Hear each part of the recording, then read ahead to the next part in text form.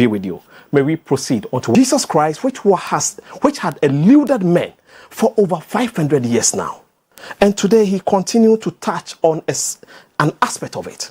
Today, stephenadomkyeiduah, in addition to the numerous definitions of witchcraft that he has given us, he said, he added that a witch is anybody who takes a seat to sit for others to come to him for consultation.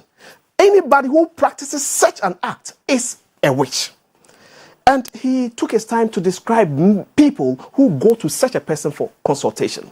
He said such people who visit a man like that, anybody who does that, sits down for others to come to him for consultation. The people who go to such people are one. You see them, these are the people who believe that any problem in their life, any predicament in their life, they ascribe it to a causative agent. They believe that whatever happens to them has a causative agent, that somebody is bewitching them.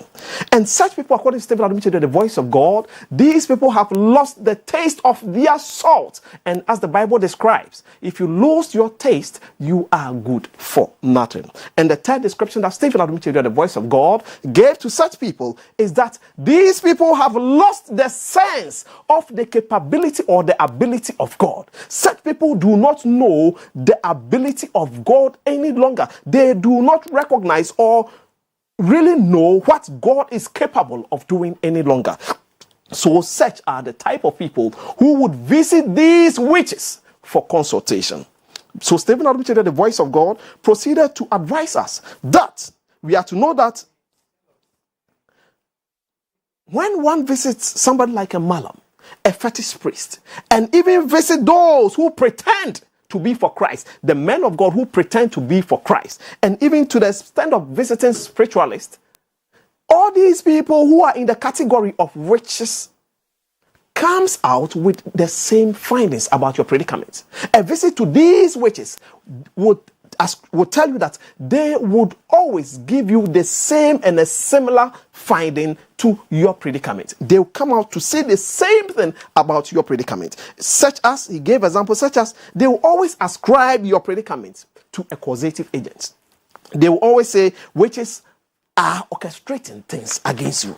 All of them, all these witches will come out with the same findings about your predicament.